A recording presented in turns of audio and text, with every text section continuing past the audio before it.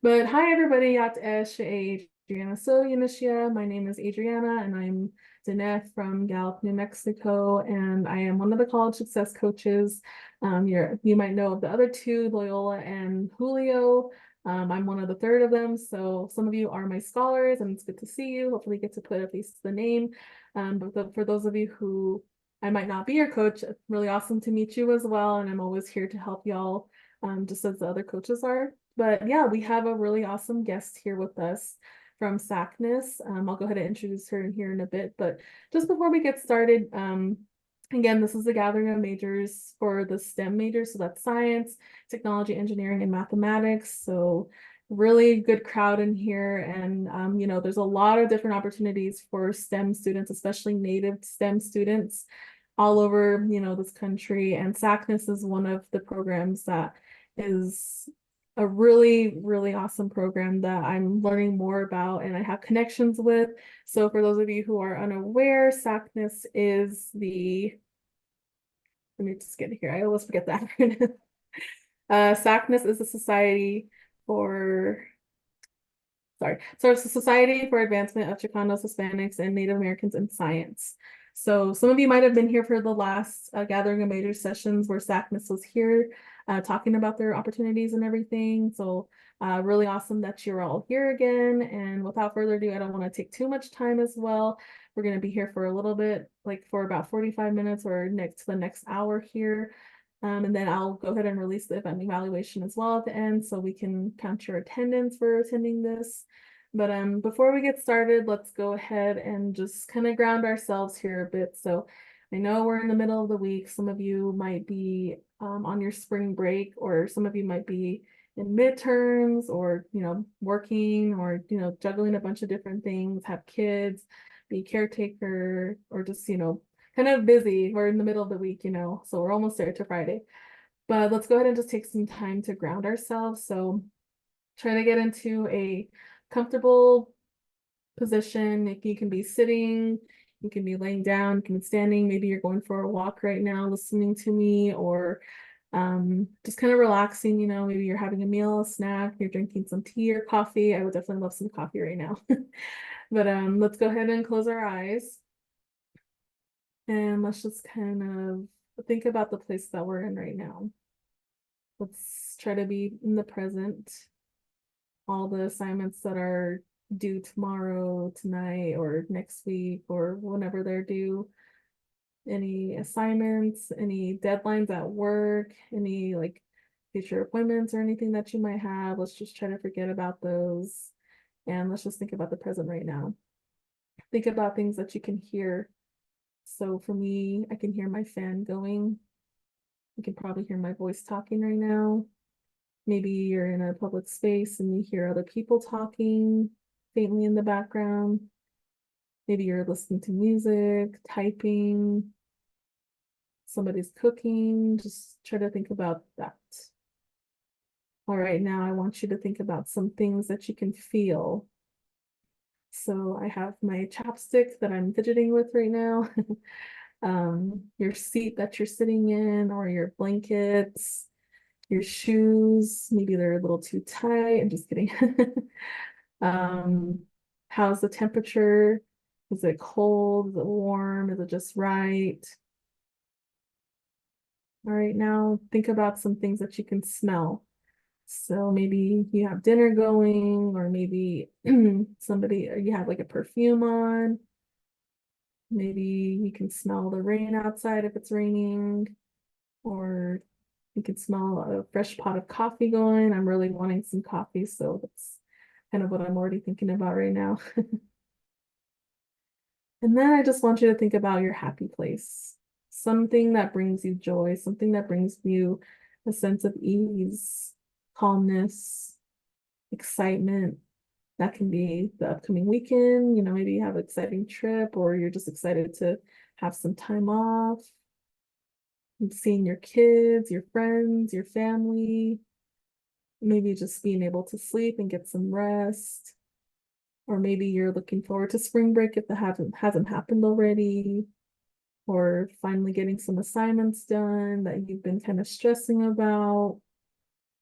or maybe you're going to a really cool concert, a cultural event, a get together, something that's happening. Just think about that and anything that brings you excitement or joy. All right, now we're going to take some deep breaths in. We're going to do about 4. So go ahead and take a deep breath in and deep breath out. Another one, deep breath in and let it out. All right, another one in and let it out. All right, last one. We're going to take a deep breath in and then hold it for a bit. Hold it, hold it, hold it. And now go ahead and let it out.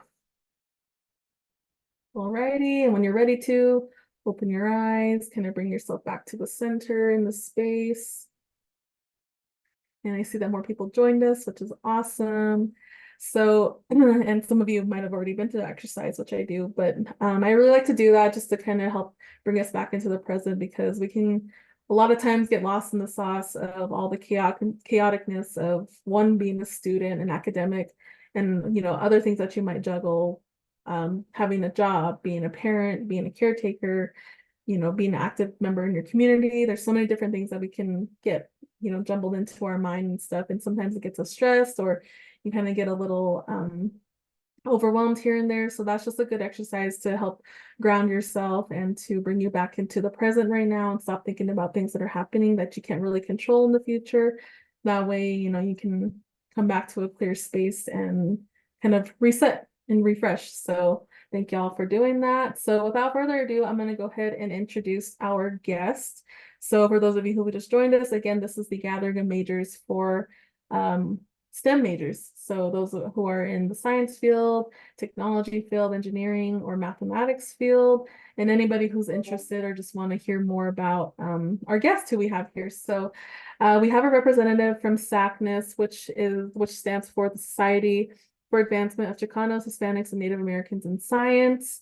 And our guest here today, we have Alexandra, who goes by AJ Holder, and she goes by she, her pronouns.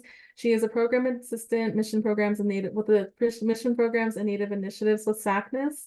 And she is Oglala Lakota, Winnebago, Wichita, Sac and Fox, and Northern Cheyenne. So without further ado, I'm going to go ahead and let AJ take over. Awesome. Thank you for introducing me. I'll go ahead and share my screen real quick. Let me know if you guys can see it. Just give me a yes or something because I can't see the chat. So thank you, Adriana, for that introduction. My name is Alexandra Holder. I'll do my introduction real quick and then I'll get into my presentation. Ndakiapi Lakoya Tau Choko Taui Machiapi na Eas Washichuan Alexandra Holder Machiapi Malakota na Kirigidish na Hochangda Uya Hamacha na Hanyo Chante Washte na Pechi Zapi Mai Hade Raja Alexandra Holder Hini Gaiderena Shahal Raja Tau Choko Taui Hini Gaiderena. Good afternoon or evening, wherever you're joining from. My name is Alexandra, or AJ Holder. I'm Oglala Lakota, Winnebago, Wichita, Sac Fox, and Northern Cheyenne, and I just introduced myself in Lakota as well as Ho-Chunk.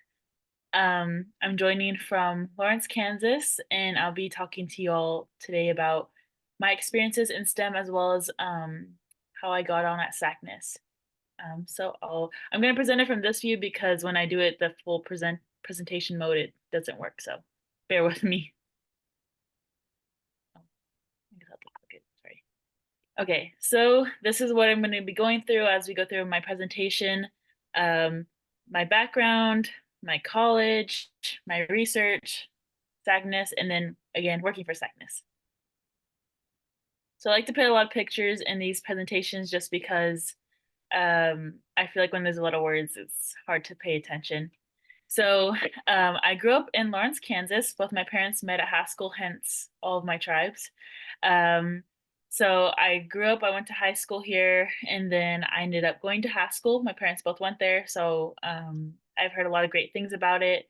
And comment down below if you also go to Haskell or went to Haskell or know someone that has. It's a really great school. I was involved in a lot of different leadership roles there as I was Miss Haskell, as you can see in the bottom. I was ambassador.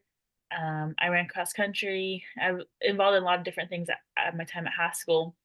But also at Haskell, I got to be involved in this program called 500 Nation Bridge Program with KU.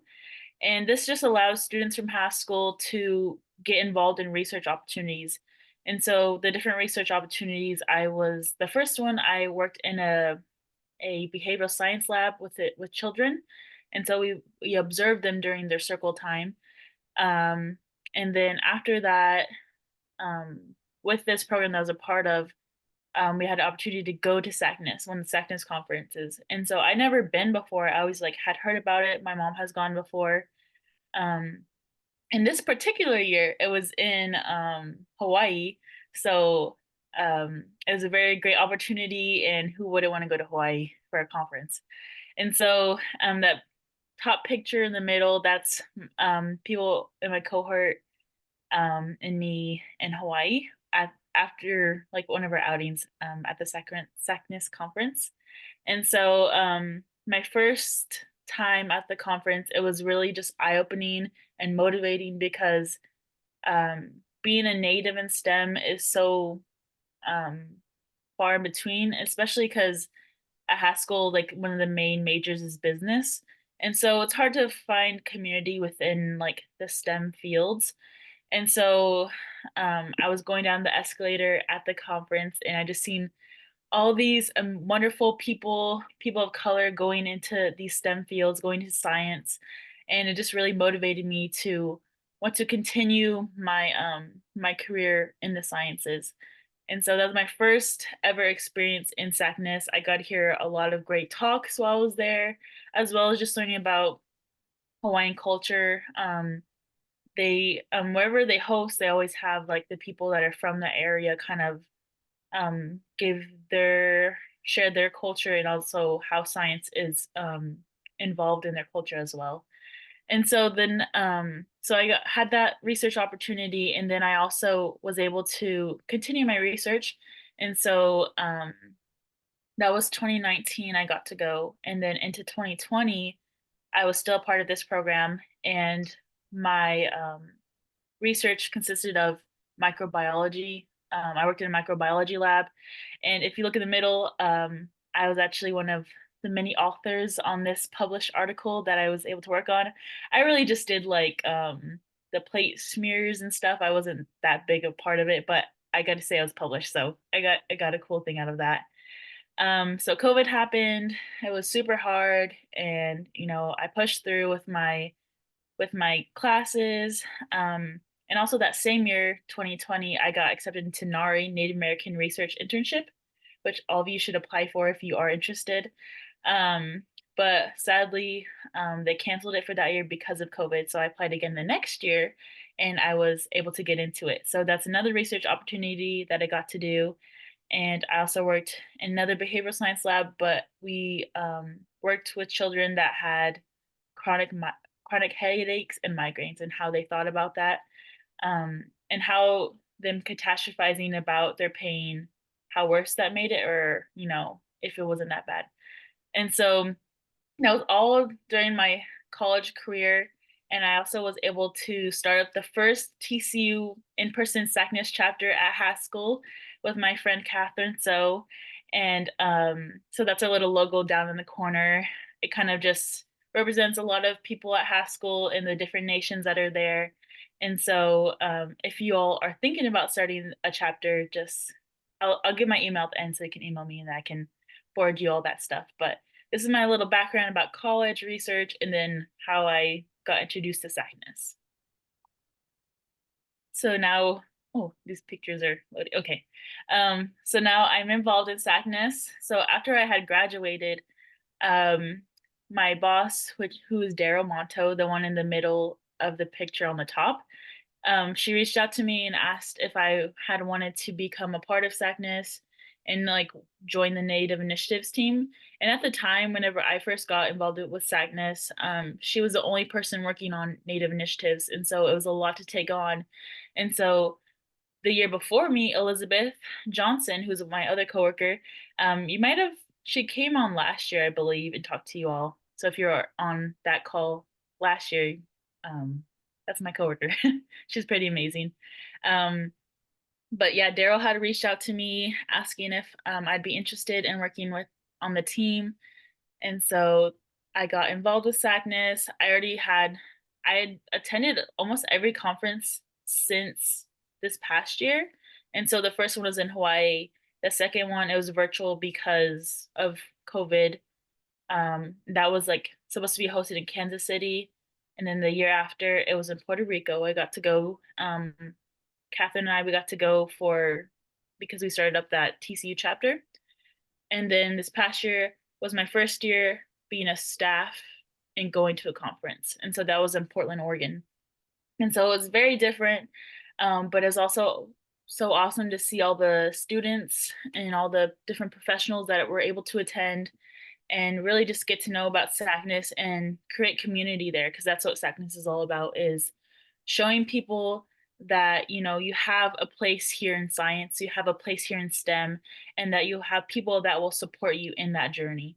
And so I really just love working for SACNAS, and that I'm able to share these opportunities with all these students that were like myself, as well as empowering them in any way that we can. And so there's our pictures. That was us on. We wore green ribbon skirts to the conference, and then us at Monterey Bay. Um, and then, so I'll tell you all a little bit about the Native American Initiatives program, which I work on. So we helped to host webinars. One of these past webinars, we had a How to Become a Doctor webinar, and we had two former TCU students who one is actually an anesthesiologist now, and another one is in his first year of medical school. But we had them come on and talk about their experiences at a TCU, as well as their experiences in the medical field, and what kind of resources did they take advantage of to get to where they are today. We also had a How to Start a SACNAS TCU chapter, which was hosted by myself and my friend Catherine, who helped me create our SACNAS TCU chapter at Haskell. And we also had ones in the past last year for Indigenous traditional knowledge. And I also had my grandma come on and speak about Lakota star knowledge, which is, all of our traditional knowledges have science and wrapped into it. So I think it's great to connect the two and be able to share that and explain to people that, we've always been scientists from the very beginning, whether people realize that or not. It's not westernized, of course, but it's from us. It's from the earth. We also have a TCU virtual chapter. So if you are coming from a TCU joining on this call, you are free to join in on that. We have monthly meetings every first Wednesday of the month. We also send out newsletters that help to provide different kind of opportunities that maybe we come across that we want to share with people, as well as we'll have a Slack channel that if you want to just create community, talk with another, and share opportunities with each other, you're welcome to go ahead and join that Slack channel. If you want to join these, I'll leave my email at the end again. Sorry. It helps to provide community support in your specific STEM fields. Like I said before, that being in this conference in these spaces, it's not like any other place that you've been before. Like ACES, but like on a bigger scale. We have Chicanos, Native Americans, Pacific Islanders, and it's just a really huge conference. This past conference was 6,200 attendees, which is pretty huge. It was their biggest one. It was our 50th anniversary. And so being in these spaces, you're able to make connections. That's how I learned about NARI. And that's how I made a lot of the friendships that I have today and the connections that I have today, is by attending these conferences, going to these different sessions that they have. They have a really great talk about borderless indigeneity, about how the border does not define who is indigenous and who isn't, that we're all interlinked and we've all always been here. And so there's a lot of cool talks like that at the conference. And I think it's just a really amazing experience, even if you get to attend like once in your life. This year it's actually in Phoenix. So I see a lot of you seem like you're from that kind of area. So It'd be a really great opportunity if you're able to go and it fits in your schedule. Um, we also, if you're able to, are eligible for the virtual TCU chapter, we have some funds to help send, I think, 2 students and a staff to the conference. And so, along with that, if you're able to start up a TCU chapter at your TCUs, that's kind of a motivation for you to get that chapter together as well as your sponsor, and helps to send people to the conference. And so I think these opportunities are really great for people, and just gets people to get their leadership skills up. I know sometimes as natives we can be pretty shy, and I think stepping into these leadership roles will really help you and just getting out of your little shell. And because I know for me personally, in high school I was super shy, super quiet, and then once I got to high school and I stepped into these leadership roles, I think it really helped me develop my speaking skills as well as, taking initiative um, for different things that I was put on. So these different programs that I've been a part of. Um, so that was my little spiel. I kind of talked that really fast. But if you guys have any questions, please comment them in the chat, or I don't know if you guys can turn on your cameras or your speakers to ask. But I provided this link for the Native Programs website as well as my email. Feel free to email me if you have any questions about the Native American initiatives or any of the resources that I have been a part of. I would love to help provide any of that for you guys.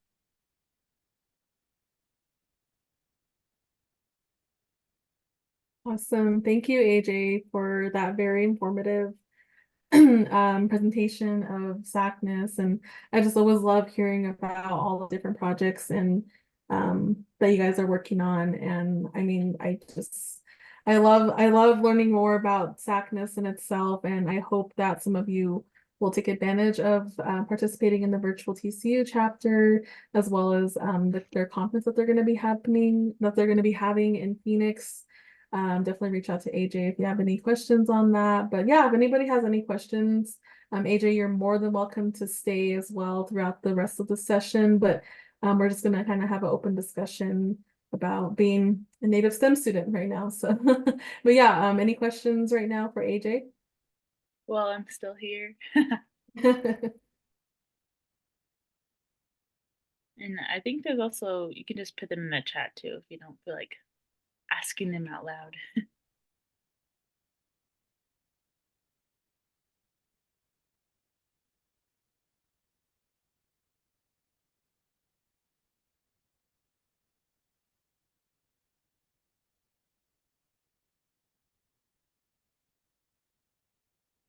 Yeah, do SACNAS provide travel scholarships?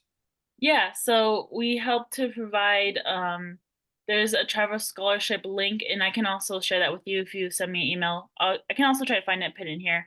The first time applicants, they have more of a chance to get that scholarship, and that'll help to cover your airfare as well as your stay while at SACNAS. It's a really great opportunity. I suggest every one of you, if you're interested in joining the conference, to apply to the travel scholarship as well. And where was it this year? It's in Phoenix, Arizona. Okay, thank you. Yes.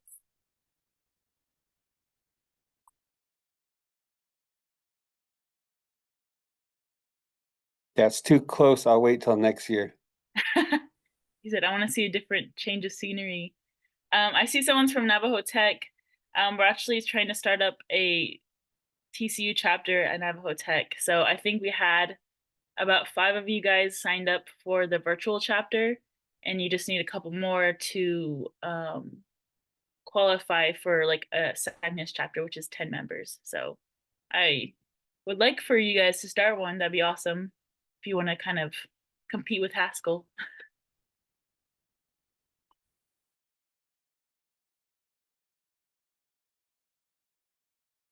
And I know we always want to compete with Haskell. Just kidding.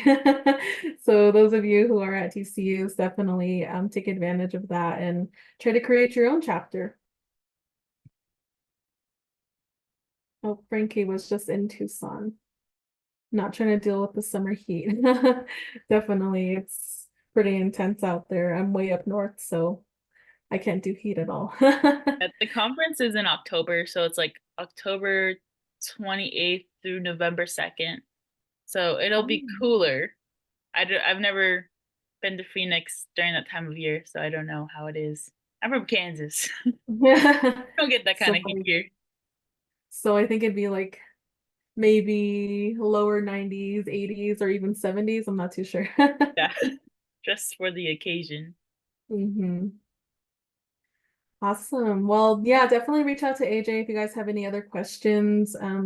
Hopefully you got a snapshot of her contact information. But AJ, if you want to just go ahead and put your email in the chat just in case anybody wants to reach out to you. Thank you so much. Oh. But yeah, thank you, AJ. Again, you're more than welcome to stay, or if you want to head out, that's totally fine too. We'll just kind of switch into like the networking part of our programming. All right, sounds good. Thank you all for having me. I'll put some links in the chat, then I'll dip out. But thank you all for having me. It was great talking to you all and sharing my experiences with you guys.